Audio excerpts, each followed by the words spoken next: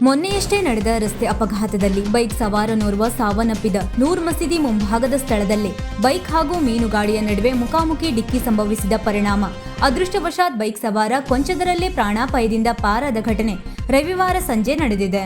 ಸದ್ಯ ಅಪಘಾತ ದೃಶ್ಯ ಸಿಸಿಟಿವಿಯಲ್ಲಿ ಸೆರೆಯಾಗಿದ್ದು, ಉಡುಪಿ ಕಡೆಯಿಂದ ಮುರುಡೇಶ್ವರ ಕಡೆಗೆ ಹೋಗುತ್ತಿದ್ದ ಬೈಕ್ ಸವಾರ ರಾಷ್ಟ್ರೀಯ ಹೆದ್ದಾರಿಯಲ್ಲಿ ಬಿದ್ದಿರುವ ಸಣ್ಣ ಗುಂಡಿಗಳನ್ನು ತಪ್ಪಿಸಲು ಹೋದ ವೇಳೆ ಭಟ್ಕಳ ಕಡೆಯಿಂದ ಮಂಗಳೂರು ಕಡೆಗೆ ಹೋಗುತ್ತಿದ್ದ ಮೀನು ತುಂಬಿದ ಮಿನಿ ಲಾರಿಗೆ ಡಿಕ್ಕಿ ಹೊಡೆದಿದ್ದಾನೆ. ಈ ವೇಳೆ ಅದೃಷ್ಟವಶಾತ್ ಬೈಕ್ ಸವಾರ ಕೊಂಚದರಲ್ಲೇ ಪ್ರಾಣಾಪಾಯದಿಂದ ಪಾರಾಗಿದ್ದಾನೆ.